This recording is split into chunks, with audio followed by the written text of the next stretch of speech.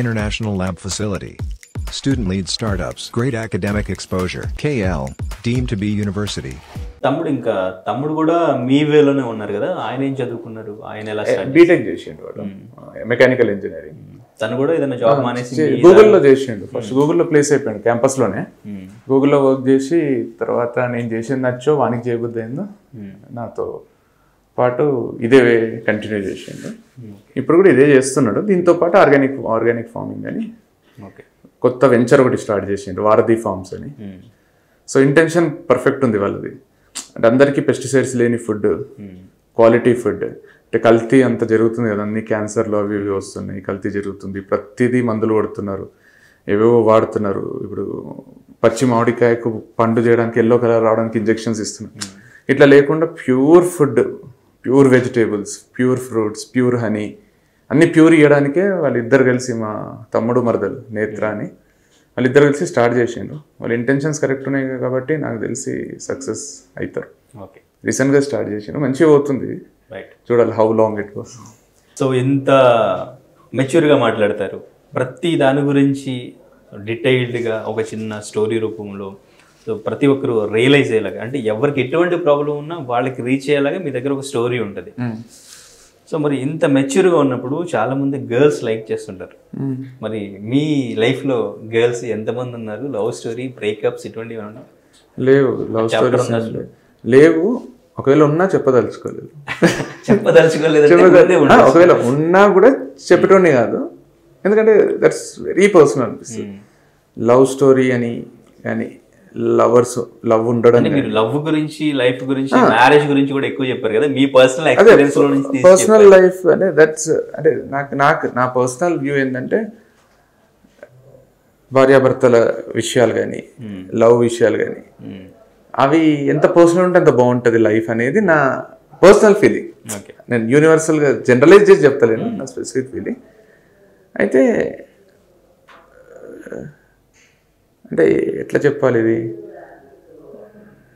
అంటే బ్రేకప్ ఉంది అని అర్థం అవుతుంది. బ్రేకప్ అంటే ఉండొచ్చు ఉండకపోయిండొచ్చు కదా అంటున్నా నేను. అంటే బ్రేకప్ అనేది కూడా పర్సనల్ కదా. అంటే ఈ విషయం నేను చెప్పాలి మీకు. బ్రేకప్ అనేది ఒకటి ఉంటుంది కదా, లవ్ ఫెయిల్యూర్ సూసైడ్ చేసుకుంటారు లేదా క్రూరంగా బిహేవ్ చేస్తుంటారు. లవ్ ఫెయిల్యూర్ అనేది ఇప్పుడు మీరు పేపర్ ఓపెన్ చేసి చూసినా లవ్ ఫెయిల్ అయింది చచ్చిపోయింది అనేది చాలా ఎక్కువ. ఫైనాన్షియల్ ప్రెషర్స్ వల్ల చనిపోవడం కంటే, రైతుల ఆత్మహత్యల కంటే, అన్నిటికంటే లవ్ ఫెయిల్ అయ్యి డిప్రెషన్లోకి పోవడం, చనిపోవడం పక్కన పెట్టండి, డిప్రెస్ కావడం, ఒంటరి ఫీల్ కావడం, భరించలేనంత నరకం అనిపించడం చాలా ఎక్కువ. ఎందుకు అంటే అది చాలా పర్సనల్ విషయం. లవ్ ఫెయిల్యూర్ అనేది, ఇప్పుడు మీకు లవ్ ఫెయిల్యూర్ అయ్యింది అనుకోండి, మీరు వచ్చి మీ ఫ్రెండ్కి చెప్పాను అనుకోండి, దానికోసం ఏడుస్తారో దా మందేసామని తీసుకుపోతారు. మందు కొట్టినసేపు కూడా బాగుంటాడు, తర్వాత మళ్ళీ ఏడుస్తారు. ఫ్యామిలీకి చెప్పిండ్రు అనుకోండి, అమ్మ ఒక ఆడపిల్ల, అమ్మ నాకు అతను మోసం చేసిండమ్మా, పిచ్చిదాని ఉన్నావా, అసలు మోసపోయింది నువ్వు, తెలివి తక్కువ దాన్ని నువ్వు అని వాళ్ళు చెప్తారు.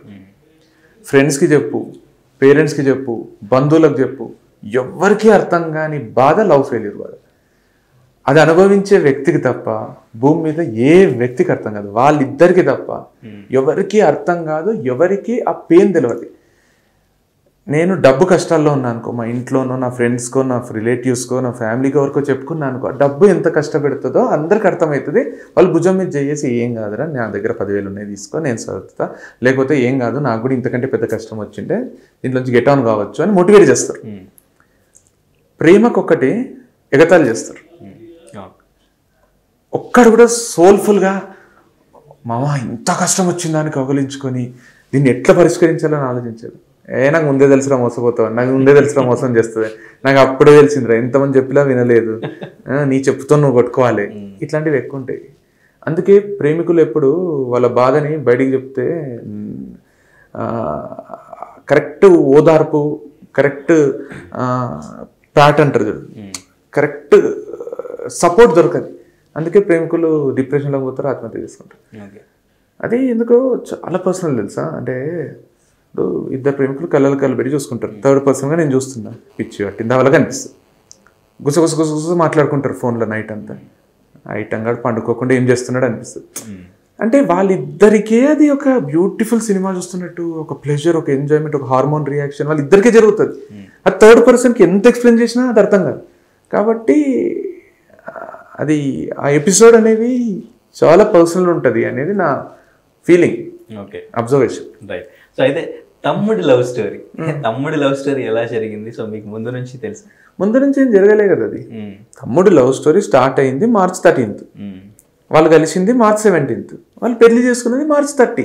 ఓకే. సో కలిసినప్పటి నుంచి పెళ్లి చేసుకునే వరకు 13 రోజుల స్టోరీ అది, లవ్ టు మ్యారేజ్. సో దాంట్లో ముందు పరిచయం కానీ ముందు కలవడం కానీ ఏం జరగలేదు. 13th మేము ఇక్కడ నుంచి స్టార్ట్ అయినాం, 17th రిషికేష్ చేరుకున్నాం, 17th వాళ్ళు ఇద్దరు కలిసిండ్రు, 30కి వాళ్ళు ఇద్దరు పెళ్లి చేసుకున్నారు అదే మంత్. మరి అన్నకి మ్యారేజ్ అవ్వకుండా తమ్ముడికి మ్యారేజ్? నాకు అసలు అది అట్లాంటిది 1% కూడా లేదు. నాకు చేసుకోబుద్ధి కాలేదు, నేను చేసుకోలేదు. లేదు లేదు, ఫ్యామిలీ ఇప్పుడు ఫ్యామిలీ అంటే ఎవరు? అమ్మ, నాన్న, అక్క, అమ్మమ్మ, వీళ్ళు, బావ, అక్క, బావ, మా ఇద్దరు అల్లుళ్ళు ఉన్నారు. ఇది తప్ప వేరే ఫ్యామిలీ ఎట్లేదు. ఇంకా వేరే వాళ్ళు ఏమనుకున్నా నాకు ఫరక్ పడదు. వీళ్ళందరూ యాక్సెప్ట్ చేసి కంప్లీట్గా యాక్సెప్ట్. ఇప్పుడు నేను బాధపడుతుంటే నేను ఒక మూల కూర్చొని మా తమ్ముడికి పెళ్ళి అయిపోయింది, నాకైతే లేదు, నాకు కాలేదు, సొసైటీ ఏమనుకుంటుంది, అన్నకు పెళ్లి కాలేదు, అన్న చేసుకోకుండా తమ్ముడు చేసుకున్నాడు, ఇక అన్నకు పెళ్ళి ఎట్లయితుంది, నాకు ఎవరు పిల్లని ఇస్తారని నేను ఒక మూల కూర్చొని ఏడుస్తుంటే ఫ్యామిలీ అంతా బాధపడుతుంది. నేనే దగ్గరుండి వాళ్ళ పెళ్లి చేసినప్పుడు ఇంకా ఫ్యామిలీ ఎందుకు బాధపడుతుంది? నాకు అసలు ఇప్పుడు చేసుకోలేక పెళ్లి చేసుకోకపోవడం ఒకటి, ఇంకా చేసుకునే టైం రాలేదనుకొని చేసుకోకపోవడం ఒకటి, చేసుకోబుద్ధి కాక చేసుకోకపోవడం ఒకటి. నేను చేసుకోలేక నాకు ఒకరు పిల్లని ఇయ్యక నేను రోజు పెళ్లి కోసం కింద మీద పడుతూ పెళ్లి చేసుకోకుండా లేను కదా. నాకు చేసుకోబుద్ధి అయితే ఇప్పుడు చేసుకుంటా నేను. సో నా లైఫ్ ఎట్లుండాలో దాని ప్లేస్లో కరెక్ట్ ఉంది, నేను నా లైఫ్ని ఎంజాయ్ చేస్తున్నా. సో నాకు పెళ్లి కోసం కింద మీద పడే రోజు ఇంతవరకు రాలే, హ్యాపీగా ఉన్నా.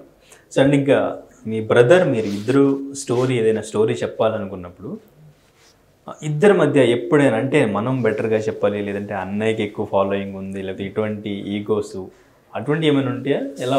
ఈగోస్ ఉండవు, ఈగోస్ అయితే అస్సలు ఉండవు. ఇంకా వాడు బాగా చెప్తే నాకు సంతోషం, నేను మంచి చెప్తే వానికి సంతోషం, ఫాలోవర్స్ కూడా వానికి పెరుగుతుంటే నాకు అట్లే ఉంటుంది. ఈగో అయితే ఇంతవరకు రాలేదు, సంతోషంగానే ఉంటుంది. కాకపోతే ఎప్పుడన్నా మేము డిస్కస్ చేసుకోము. ఇప్పుడు ఇద్దరిని పిలుస్తారు, ఒక యాన్యువల్ డేకో ఒక ఈవెంట్కో పిలుస్తారు, ఇద్దరం మాట్లాడాల్సి వస్తుంది. డిస్కస్ చేసుకోకుండా పోతాము. ఒక్కోసారి సేమ్ కంటెంట్ తెలియకుండా అన్నదమ్ములం కాబట్టి సేమ్ విషయాలు మాట్లాడుకుంటున్నాం కాబట్టి సేమ్ కంటెంట్ వస్తుంది. ఫస్ట్ నేను మాట్లాడితే అరే నేను ఇదే మాట్లాడదాం అనుకున్నాను, వాడు సడన్గా చేంజ్ చేసుకుంటాడు వాడి స్పీచ్ని అంతా. ఫస్ట్ వాడు మాట్లాడినప్పుడు రే మళ్ళీ సేమ్ అయిపోతుంది కదా అని నేను కూర్చొని నేను మాడిఫై చేసుకుంటాను. సో అట్లా థాట్స్ కొంచెం కాంట్రడిక్ట్ అదే మిక్స్ అయిపోతాయి, కొంచెం ప్యారలల్గా రన్ అవుతాయి. అది అప్పుడప్పుడు జరుగుతుంది కానీ ఈగో క్లాషెస్ అవి ఎప్పుడు రాలేదు. Okay, right. మరిన్ని వీడియోస్ కోసం ఛానల్ ని సబ్స్క్రైబ్ చేయండి, లేటెస్ట్ అప్డేట్స్ కోసం వాట్సాప్ ఛానల్ ని ఫాలో చేయండి, అండ్ లింక్ డిస్క్రిప్షన్ లో ఉంది.